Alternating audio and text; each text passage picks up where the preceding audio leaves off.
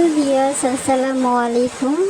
তো সবাই কেমন আছেন? আশা করি সকলে ভালো আছেন। তো আজকে যেহেতু বৃষ্টির দিনে অলরেডি বৃষ্টি হচ্ছে, সারাদিন মেঘলা ছিল আকাশ। তো আজকে ভাবলাম যে বৃষ্টির দিনে অনেকে আলু ভর্তা খিচুড়ি খায়, তো আমি ভাবলাম যে আজকে লুচি আর সুজির হালুয়া খাবো। তো লুচি বানানো আমার শেষ।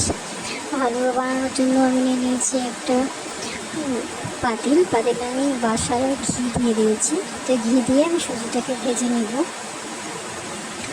যে বলা সেই কাজ।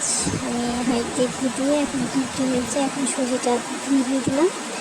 সুজিটা আমি ভেজে নেব। তো যাই হোক, সুজিটা আমি ভাজছি, ভাজা হয়ে গেলে দেন আমি ভালোটা বানিয়ে ফেলবো। আমার মতো যা সুজির হালুয়া খেতে চাও বৃষ্টির দিনে, আর ভীষণ মেঘ ডাকছে, বুঝতেই পারছো। মেঘের শব্দটা আমি তোমার শুনতে পাবা। আমি যে রান্না করছি, বৃষ্টি হচ্ছে, মেঘ ডাকছে। তো এই হচ্ছে আমার ঘিয়ের সঙ্গে আমি সুজিটা ভালোভাবে ভেজে নিচ্ছি। ভেজে নেওয়ার শেষে আমি এটার মধ্যে দুধ, চিনি সব দিয়ে দিলাম। তো আমি এখন চিনিটা দিয়ে দিলাম।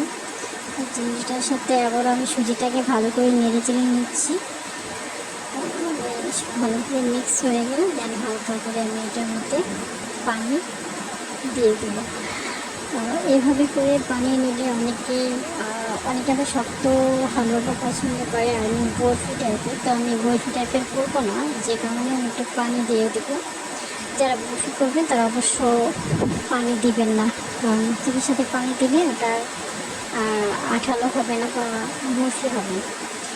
তো আমি এখানে আবার দিয়ে দিচ্ছি মিষ্টি আলু। যাই হোক, আপনাদের বলতে ভুলে গেছিলাম, মিষ্টি আলু দিয়ে আমি সুজিটা বানাবো। তো মিষ্টি আলু আমি দিয়ে দিয়েছি। মিষ্টি আলুটা সেদ্ধ করে ম্যাশ করে তারপর এটা দিয়ে দিয়েছি। এটা এখন এটা অনেকটা আঠালো হয়ে আসছে, দেখতে পাচ্ছি।